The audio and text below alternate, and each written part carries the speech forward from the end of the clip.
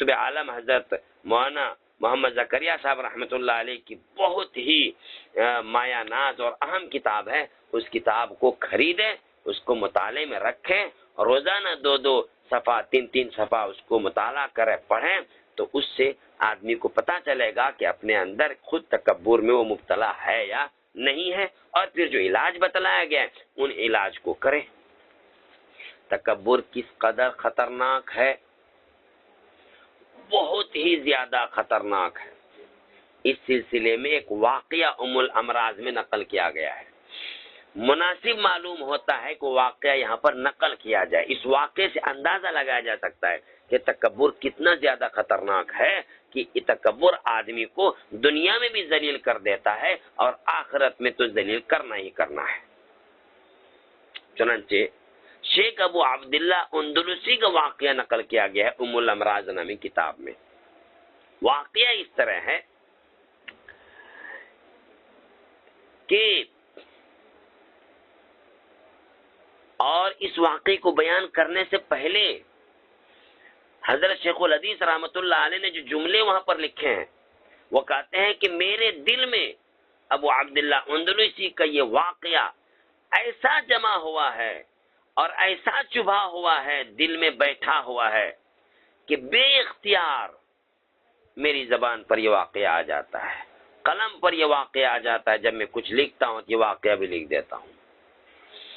اور میں حضرت شیخ الحدیث کہتے ہیں اپنی اس کتاب میں کہ میں سالکین کو، تصوف سے تعلق رکھنے والوں کو جو یہ چاہتے ہیں کہ اللہ سے میرا تعلق بن جائے، میں اللہ والا بن جاؤں، تو میں یہ چاہتا ہوں، حضرت فرماتے ہیں میں یہ چاہتا ہوں کہ ہر ایک کے دل میں یہ واقعہ اترا ہوا ہونا چاہیے، ہر ایک کے دل میں ہر وقت یہ واقعہ رہنا چاہیے، حاضر رہنا چاہیے. تب جا کر کے آدمی کا زاویہ قامہ درست رہے گا، ٹھیک رہے گا، ورنہ تو کدھر گرے گا کدھر کو سرکے کا پتہ نہیں چلے گا. اب واقعہ سنیے. وہ ارشاد فرماتے ہیں ام الامراض میں کہ شیخ ابو عبداللہ اندلسی اندلس کے مشہور شیخ المشائخ اور اکابرین اولیاء اللہ میں سے تھے. ہزاروں خانقاہیں ان کے ذریعے سے آباد تھی، ہزاروں مدارس ان کے فیوض سے جاری تھے، چل رہے تھے، ہزاروں شاگرد تھے، ہزاروں مریدین. آپ کے یعنی شیخ ابو عبداللہ اندلسی کے مریدین کی تعداد 12,000 تک بتائی جاتی، تقریباً 12,000 مریدین تھے. تو ایک دفعہ کا واقعہ بیان کرتے ہیں کہ ایک دفعہ سفر کے ارادے سے کہ تشریف لے گئے، ہزاروں مشائخ اور علماء ساتھ ہیں، جن میں حضرت جنید بغدادی رحمۃ اللہ علیہ، حضرت شبلی رحمۃ اللہ علیہ، سب بڑے بڑے لوگ ہیں. تو حضرت شبلی رحمۃ اللہ علیہ اس واقعے کو بیان کرتے ہیں. وہ یہ کہتے ہیں کہ ہمارا قافلہ چل رہا تھا، ہم جا رہے تھے، جاتے جاتے ایک عیسائیوں کی بستی پر ہمارا گزر ہوا. نماز کا وقت آ چکا تھا اور عصر کا وقت تھا، تنگ وقت ہو رہا تھا. بستی میں پانی کی تلاش کے لیے نکلے، پانی نہیں ملا. کچھ دور دیکھا تو بستی سے باہر ایک کنویں پر چند لڑکیاں پانی بھر رہی تھی. تو کہتے ہیں کہ حضرت شیخ کی نگاہ ایک لڑکی پر پڑی. حضرت کی نگاہ جیسے ہی اس لڑکی پر پڑی تو نگاہ پڑتے ہی دل و دماغ میں، مزاج میں، چہرے میں تغیر ہونا شروع ہو گیا. حضرت شبلی رحمۃ اللہ علیہ فرماتے ہیں کہ شیخ اس کی گفتگو یہ کہنے کے بعد سر جھکا کر کے بیٹھ گئے. ایسا ہونے کے بعد سر جھکا کے بیٹھ گئے. 3 دن تک مکمل سر جھکا کے بیٹھے رہے، نہ کچھ کھایا، نہ کچھ پیا، نہ کسی سے کچھ بات کی. حضرت شبلی کہتے ہیں کہ جب ہم نے یہ حالت دیکھی تو ہم بڑے پریشان تھے اور ہم نے کہا حضرت سارے خدام آپ کے پریشان حال ہیں. تیسرے دن کسی طرح جرأت کی اور ہمت کر کے عرض کیا کہ حضرت آپ کے ہزاروں مریدین اس حالت سے پریشان ہیں، ہم لوگ پریشان ہیں، تو کہتے ہیں شبلی کہ شیخ ابو عبداللہ اندلسی نے ہماری طرف توجہ کی اور توجہ کر کے کہا کہ میرے یارو، میرے دوستو، میرے عزیزو، میں اپنی حالت تم سے کب تک چھپاؤں؟ پرسوں میں نے جس لڑکی کو دیکھا تھا اس کی محبت مجھ پر اتنی غالب آ چکی ہے کہ تمام اعضاء و جوارح پر اسی کی محبت کا تسلط ہے۔ اب کسی طرح ممکن نہیں ہے کہ اس زمین کو، اس سرزمین کو، اس گاؤں کو، اس بستی کو میں چھوڑ کر کے یہاں سے جاؤں۔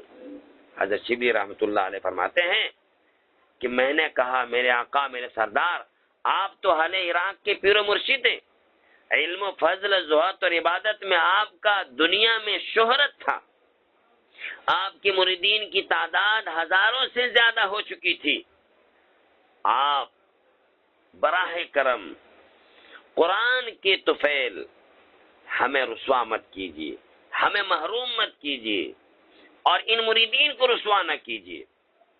اس وقت شیخ ابو عبداللہ اندلسی نے جواب دیا، میرے عزیز، تقدیر کی بات ہے، یہ میرا نصیب ہے، وہ تمہارا نصیب ہے، تقدیر خداوندی ہو چکی ہے، مجھ سے ولایت کا لباس ختم کر لیا گیا ہے اور ہدایات کی علامت مجھ سے اٹھا لی گئی ہے۔ یہ کہہ کر کے ابو عبداللہ اندلسی نے رونا شروع کیا اور کہتے ہیں خوب روئے اور روتے ہوئے کہہ رہے ہیں کہ میری قوم قضا اور قدر، تقدیر نافذ ہو چکی ہے، اب کام میرے بس کا نہیں ہے۔ حضرت شبلی رحمۃ اللہ علیہ فرماتے ہیں کہ ہمیں اس واقعے پر بڑا سخت تعجب ہوا، ہم نے بھی رونا شروع کر دیا، شیخ بھی ہمارے ساتھ رو رہے تھے، یہاں تک کہ ہمارے رونے کی وجہ سے زمین آنسوؤں سے بھر گئی، تر ہو گئی۔ کہتے ہیں پھر ہم مجبور ہو کر کے ہم اپنے وطن بغداد کی طرف لوٹے۔ جب ہم نے واپس آ کر کے سارے واقعات بغداد والوں کو سنائے ہیں تو شیخ کے مریدین میں کوہرام مچ گیا، بہت سارے آدمی تو اسی وقت غم اور حسرت اور تکلیف میں انتقال کر گئے، اور بہت سارے لوگ تھے جو رو رو کر کے، گر گرا کر کے اللہ تعالیٰ کی بارگاہ میں دعائیں کرنے لگے اور کہنے لگے، اے مقلب القلوب، شیخ کو ہدایت کر اور پھر اپنے مرتبے پر لوٹا دے۔ اس واقعے کے بعد تمام خانقاہیں بند ہو گئی۔ حضرت شبلی رحمت اللہ علیہ ارشاد فرماتے ہیں کہ 1 سال تقریباً اسی طرح گزر گیا، اس حسرت و افسوس میں ہم حضرت شیخ کی جدائیگی میں بار بار لوٹتے، اس بستی میں جاتے۔ کہتے ہیں کہ 1 سال کے بعد جب مریدوں نے ارادہ کیا کہ چلو چل کر دیکھتے ہیں، شیخ کی خبر لیتے ہیں کس حال میں، کیونکہ سب دعا کر رہے تھے یہاں، تو کہتے ہیں کہ ہماری ایک جماعت نے شیخ کی بستی کا سفر کیا، اس گاؤں میں پہنچ کر لوگوں سے شیخ کا حال دریافت کیا تو گاؤں والوں نے بتایا کہ وہ جنگل میں سور چرا رہا ہے۔ ہم نے کہا خدا کی پناہ یہ ہو کیا گیا؟ گاؤں والوں نے بتایا کہ اس نے سردار کی لڑکی سے منگنی کی تھی اور اس لڑکی کے باپ نے اس شرط پر منظور کیا تھا کہ وہ جنگل میں سور چرانے کی خدمت کرے گا، تب جا کر کے اس کی لڑکی سے شادی ہوگی۔ اس نے یہ شرط مان لی اور اس لیے وہ سور چرا رہا ہے۔ تو حضرت شبلی کہتے ہیں کہ ہم یہ سن کر بالکل حیرت میں پڑ گئے، غم سے ہمارا کلیجہ پھٹنے لگا، آنکھوں سے بے ساختہ آنسو جاری ہو گیا اور آنسو کا طوفان امڑنے لگا گویا۔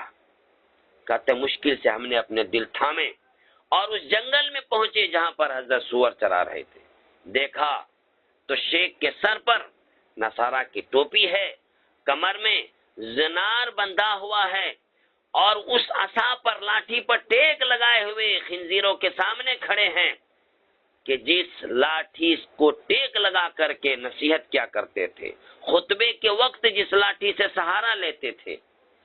کہتے جب ہم نے یہ سارا منظر دیکھا تو ہمارے زخموں پر ایسا ہو گیا جیسے نمک چھڑک دیا گیا ہو،